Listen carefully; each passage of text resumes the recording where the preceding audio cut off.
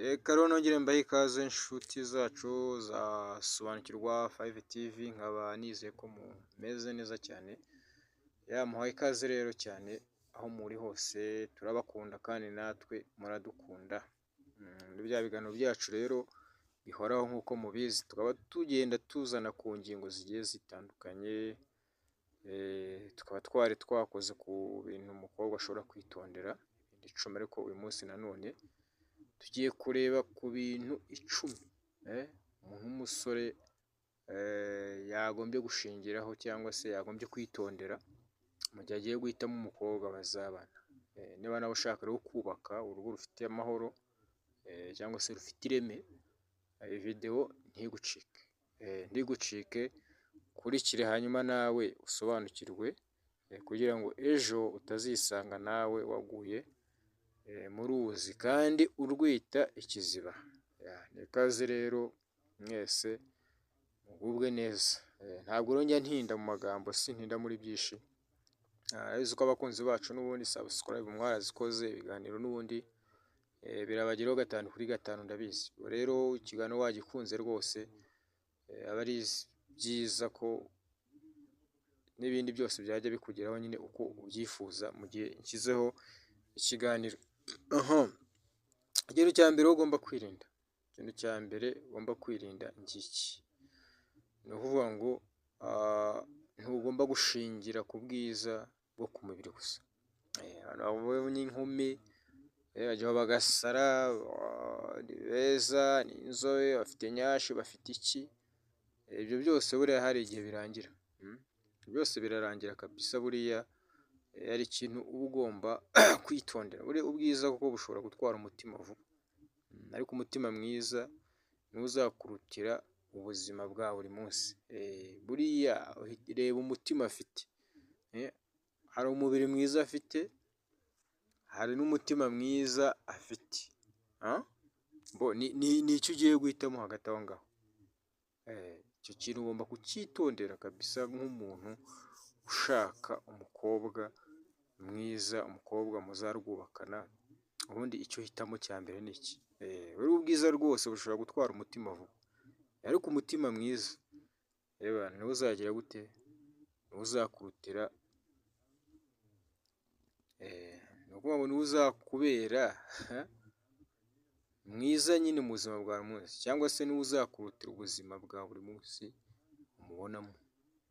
Rero icyo ni icya mbere ugomba kwirinda, ubwiza bw'umubiri. Ubwo ni ubushira, ejo bundi arasaza, amata akatangira guhinduka, y'amaso warebaga akamera ukuntu. Ibyo byose rero iyo bihindutse, iyo bibuze, ari byo wakurikiye, nawe urabyumva. Icyo ni icya mbere.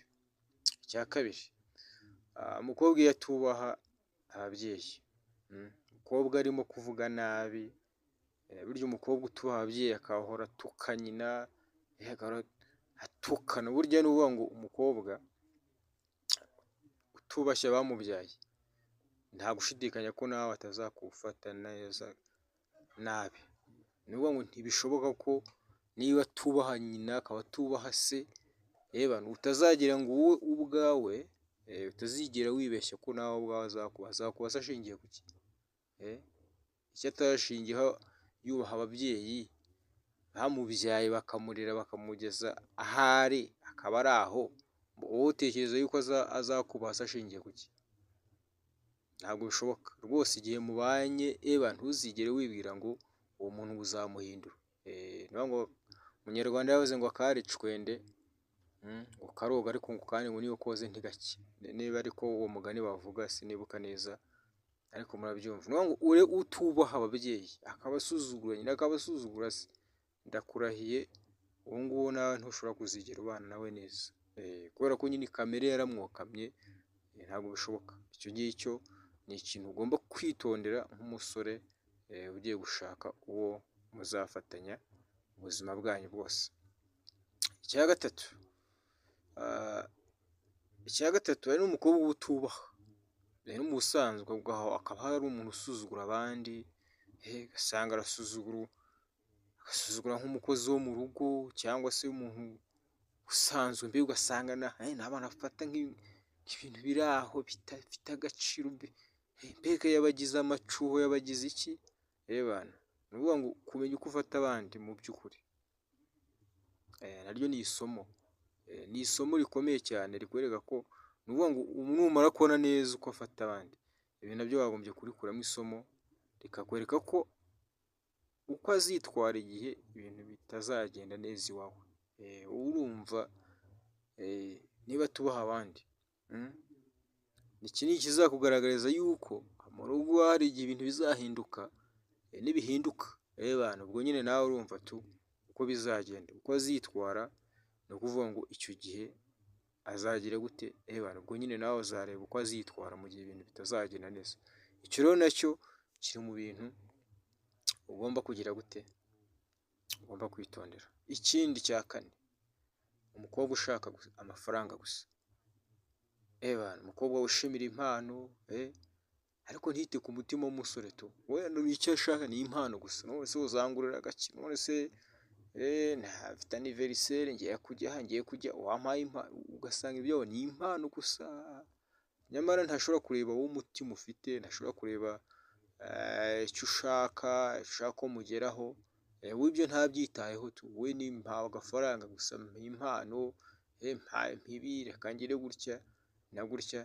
Rero ni ukuvuga ngo umukobwa ukurikirana icyo ufite, aho gukundira uko uri wowe, nta kabuza igihe warwaye cyangwa se igihe cy'inzitane cyangwa se wagize ibibazo, uwo nguwo rwose ntabwo muzaba muri kumwe, kubera ko ntiyigeze akunda umutima wawe, we yakunze ibyo ufite, si we yakunze. Uwo rero kabisa nabibura, uwo ntuzigere wibwira ko muri kumwe, ntuzigere na rimwe rwose utekereza ko umukobwa nk'uwo nguwo muri kumwe cyangwa se muzanabana. Ikindi, kwihutira gufata icyemezo kubera igitutu.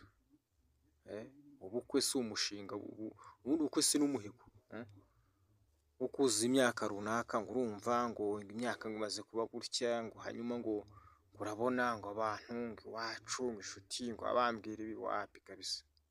Ni ubuzima bwo gutekerezaho cyane, ntabwo ari ikintu cyo gukiniraho, ubundi ni ibintu ufatira umwanya ukabitekereza. Ibintu byo kwigana abandi kabisa, usanga inshuti ziramuha inama zo gushaka umusore, ahitamo uwo abona vuba vuba, ukabona araje kwitendekaho yirukanka, wowe ukagira ngo ni izindi mpuhwe, nawe arasiganwa n'igihe cyangwa se imyaka. Rero akoresha ubukwe, ubukwe ntabwo ari umuhigo kabisa, si umuhigo ngo ni uko ngejeje ku myaka runaka ngo ngomba ngo kugira gutya na gutya, ibyo byose akabikuzanaho yirukanka biguturaho.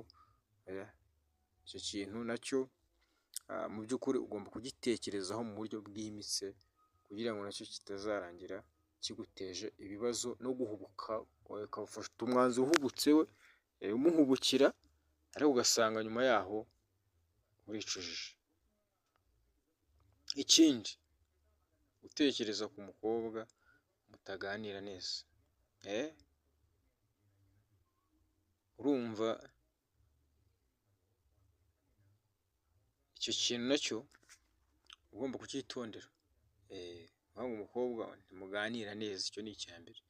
Rero iyo mutavuga rumwe mu biganiro bisanzwe, icyo ni icya mbere, ujye unabitekerezaho kabisa. Niba mutavugana mu biganiro bisanzwe, uzanabitekereza gute mu bibazo bikomeye byo mu rugo? Ubundi niba umuntu wamugani muri aho ngaho igihe cyose uravuga, agashaka kugushibura, akakwereka ko hari umuntu ukurenzeho, niwe ufite ijambo, niwe uzi kuvuga, niwe mbega igihe cyose ahora ari imbere yawe uwo muntu, urumva mu by'ukuri mugeze mu bibazo bisanzwe byo mu rugo, cyangwa se niba mutavugana nko mu biganiro bisanzwe, utekereza gute igihe noneho muzaba mugeze mu bikomeye muri mu rugo, bizagenda gute? Noneho niba mutavugana wenda muri no guteretana hari, ukabona n'ubundi niwe wabaye nyine nk'ugutereta, none nta jambo ufite, ubundi utekereza yuko bizagenda gute noneho mu gihe uzahura n'ibibazo byo mu rugo? Icyo kintu nacyo ni ikintu umusore aba akwiriye gutekerezaho mu buryo bwimbitse. Ikindi cya karindwi, umukobwa ugira ishyari rikabije, ni umukobwa ugira ishyari, urumva usanga umukobwa ararakaye ngo kuko umusore avugana n'undi mukobwa mu kazi, mwese umuntu murakorana, yarangiza akakurakarira akagucyurira ngo abantu bamuvugana, kandi nta bantu mwiriranwa, nta bantu mugendana, nta bantu mukorana, umuntu udashaka ko muvugana n'abantu mugendana, abantu mukorana, none se azavugana nandi? Icyo kintu rero nacyo ugomba kucyitora. Ngo rero ishyari ridafite ishingiro burya rinatera intonganya, kugenzura no kugira gute no guhemukirana, ugasanga ishyari riri aha gusa, mwari umubiki agahora gukeka gusa ibintu biri aho. Iyo rero nacyo umuntu nk'uwo nguwo uwo nawe ugomba kumwirinda, ugomba kumwirinda kabisa, cyangwa se ukamwitondera. Umuntu nk'uwo uhora mu bintu bw'amashyari n'iki, buri aho ngaho agoza ku nkeke gusa, ujya gusobanura ibintu bidasobanutse, uwo muntu nawe uba ugomba kumwirinda. Icya munani, umukobwa utazwi neza. Burya umusore hari ikintu tugomba kumenya, uba ugomba kumenya ni ukuvuga ngo icya mbere ni uko utagomba kwishora mu rukundo nta buhamya, nta kumenya inkomoko, nta ndangagaciro uzi. Ni ukuvuga ngo ugomba kwiga ugiye kubana nawe, ukaba uzi byose, uzi inkomoko, indangagaciro ze uzizi, umuzi neza mu buryo bufatika, mu buryo bugaragara, apana kubura aho gusa mukubitaniye ku rusengero, nuko ukubitaniye mu kabari, ukubitaniye. Uba ugomba kumumenya wese, ukamenya inkomoko ye, indangagaciro. Indangagaciro ariko nicyo kintu cya mbere ubundi wagombye kubanza kumenya ku mukobwa. Icya cyenda rero ni ukuvuga ngo umukobwa utagira intego, umukobwa udafite intego kabisa. Ni ukuvuga ngo umukobwa uri kubwira umusore ko nta gahunda runaka afite, araryama gusa, uri mu biki? Ndaryamye, ngiye nkunda kwiryamira, nta kazi kiramba, numva ntacyo nagakoze, sheri wanjye se ntacyo ibyo nkeneye, sheri wanjye azajya yumva kabisa. Umukobwa ufite utagira intego, akaba ari umuntu ukunda kwiryamira gusa, uwo nguwo nawe ujye umushyiraho akabazo. Niba rero ntuzubake inzozi zawe ku muntu udafite izindi zo kubaka, icyo ni icya mbere.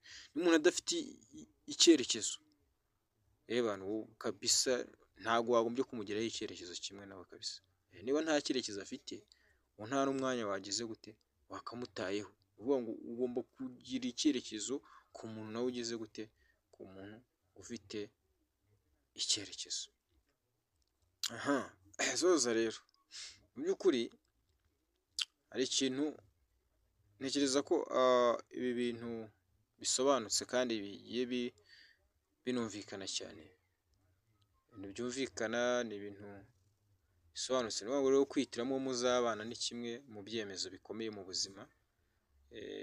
Ni ngombwa ngo ntibishingire ku bwiza gusa, cyangwa se igitutu cy'imyaka, bishingire ku bumenyi, icyerekezo, umutima wuzuye urukundo n'indangagaciro. Ibyo ngibyo rero nibyo uba ukeneye, nta kindi. Rero niba iyi videwo yakugiriye akamaro, wakanda like, ugasangiza bagenzi bawe, kandi wiyandikisha kuri channel yacu Sobanukirwa 5TV, kugira ngo ibiganiro byacu bijye bikugeraho umunsi ku munsi, nk'uko aricyo twiyemeje. Turabakunda. Bye.